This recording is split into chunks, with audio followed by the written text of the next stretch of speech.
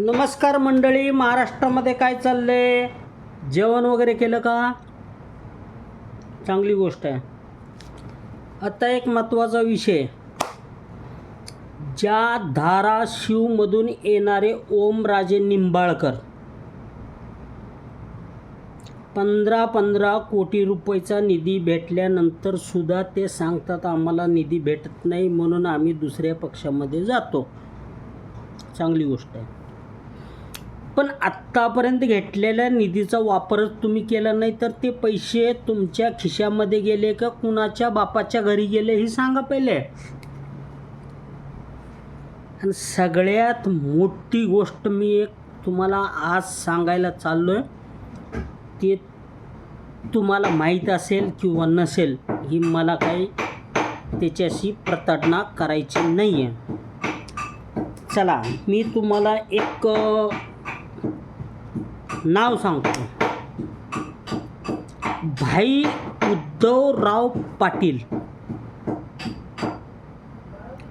हे धाराशिवमधले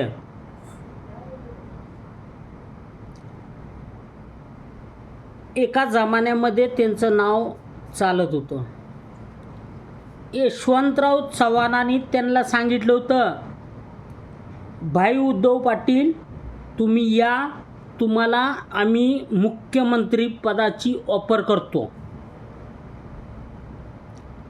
पण तो माणूस असा निष्ठावंत होता, जी आपल्या महाराष्ट्रात एक म्हण आहे ना, जातीसाठी माती खाल्ली जाते. हा माणूस उद्धव भाऊराव पाटील. दुसरी गोष्ट तुम्हाला दाखवतो साहेब, देशाला पहिला विरोधी पक्षनेता म्हणून A.K. गोपालन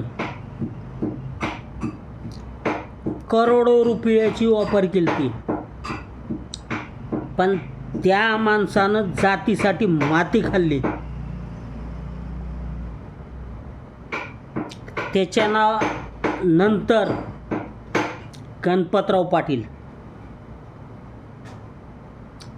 असे अनेक नाव आहेत.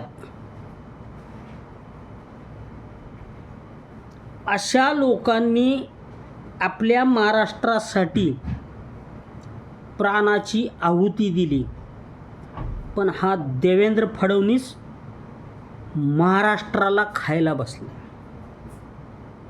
मी जर गलत असेल तर तो माझ्यावर कारवाई करेल. मी त्याला कुठल्याही गोष्टीतनं मुख्यमंत्री मानण्याचं, मी 2 दिवसापूर्वी बी एक व्हिडिओ टाकला होता, त्यामध्ये सांगितलं होतं सरळपणे मी त्याला कधी मुख्यमंत्री मानला नाही.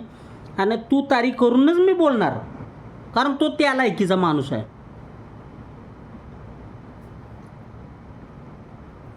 हे जे फोडाफोडीचं राजकारण करतो असा माणूस देशाच्या नाही आपल्या महाराष्ट्र संस्कृतीला लाभणारा कलंक आहे.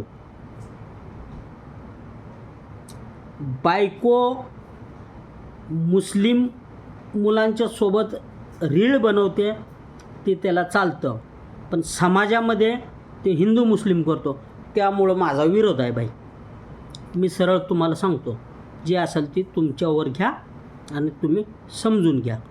याच्या पलीकडं मला काही बोलायचं नाही आहे. कारण की अशी मनोवृत्ती जी आहे ना ही ब्राह्मणामध्येच असते. माझ्या घरी कुठला कार्यक्रम असला ना मी ब्राह्मणाला बोलवत नाही आहे. मला नकोच आहे, तो समाजच नको आहे. मी त्याचा पूर्णपणे विरोध करतो. आजपर्यंत तुम्ही ज्या मंदिरामध्ये जाता, मला एक समाजाला प्रश्न विचारायचा आहे, तिथं तुम्ही काय करता? ब्राह्मणानं तुमच्याकडं कधी पैसे मागितले नाही, पण तुम्ही त्या पेटीमध्ये पैसे टाकता ना, तोच तो खरा ब्राह्मण आहे.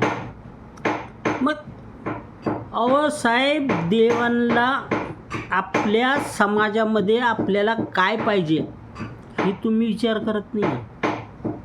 तुम्ही एक काम करत जा, मंदिरात गेला, दर्शन घ्या, फूलहार चढवा, प्रसाद चढवा, ठीक आहे, कारण ही आपली सनातन धर्मची संस्कृती आहे. त्याच्यानंतर एक काम करा, तुम्हाला जर पैशाचा माज आहे ना आणि जिरवून घ्यायचं आहे ना, तर तुम्ही एक काम करा,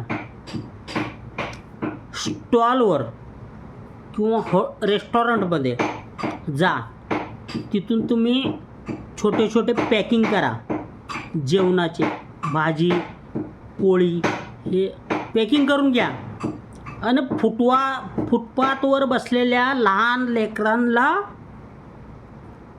तुम्ही ते डबे द्या. कोणत्या देवानं तुम्हाला सांगितलं की मला पैसे द्या? तुम्ही काय झकमारी करता, त्या पेटीमध्ये पैसे टाकता. आज राम मंदिरचा विषय काय झाला माहिती आहे तुम्हाला? 200 करोडपेक्षा बी जास्त घोटाळा. कुठं गेले पैसे ते? आणि ते टकला योगी सांगतो की आम्ही SIT स्थापन केली. अहो, ह्या देशात 1947 पासून आजपर्यंत 2026 पर्यंत एक बी SITचा रिपोर्ट आलेला नाही आहे. आणि तुम्हाला जर उदाहरण पाहिजे तर मी तुम्हाला देतो. 2019 मध्ये देशाचे 40 जवान शहीद झाले.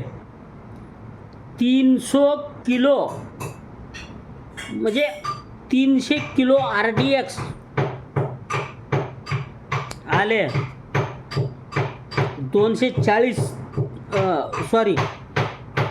300 किलो RDX आलं.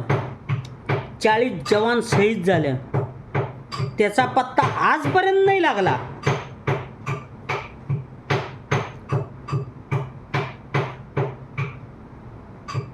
पुलगावामध्ये 26 लोकांची निगरून हत्या झाली. त्याचा रिपोर्ट नाही आला. कशाची SIT आहे तुमची? भाडव्यांची SIT. चौथी गोष्ट तुम्हाला दाखवतो. आपल्या देशामध्ये जे चाललेलं वर्कर सिस्टम आहे ना, ते एक नंबर बेकार आहे. आणि ह्याला जबाबदार फक्त मोदी आणि शहा आहे. आणि ह्याचं कारण जो आहे ना, हा भडवा कोण? 19,000 करोड रुपयेचं नवी मुंबईमध्ये एअरपोर्ट बनवणारा हा अदानी हरामखोर पहिल्या पावसामध्ये त्या एअरपोर्टची काय अवस्था झाली? इंटरनॅशनल मीडियाने त्यांची रिपोर्ट काढलेली आहे. हे तुमचा विकास? गंगा एक्सप्रेसवे हायवे काय राव मोदी? तुम्ही तिथं गेला, नाचला, ढोंगण हलवलं. दुसऱ्या दिवशी त्याचं काय झालं? झाशी एक्सप्रेसवे हायवे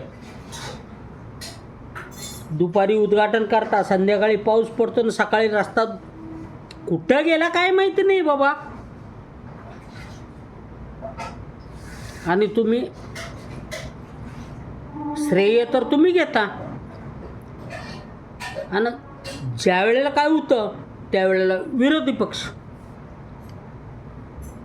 गंगा नदीचा एक्सप्रेसवेचं जी झालं त्याच्यानंतर तो ब्रिज खांबले कसे बसले?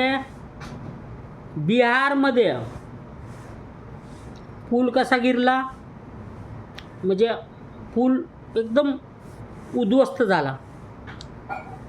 किती लोकांचा तुम्ही तळतळात घेता, त्याच्यामध्ये मेलेल्या लोकांचा आत्मा काय म्हणतो ही तर तुम्हाला अक्कल आहे का नाही? म्हणजे तुमची स्मरणशक्ती, तुमचा आत्मा एवढा मेलेला आहे म्हणजे तुम्हाला या गोष्टीचा काहीच फरक पडत नाही. त्याच्यापेक्षा एक करा साहेब, तुम्ही आता खुर्ची सोडून द्या. तुमच्याच्यानं काही होत नाही. आणि तुम्ही ते एप्स्टीन फाईलमधल्या आयर्लंडमध्ये जाऊन नाच गाणं करत राहा. तुम्हाला कुणी कुत्रं म्हणून सुद्धा विचारणार नाही आहे. माझा शेवटचा साष्टांग नमस्कार. जय महाराष्ट्र.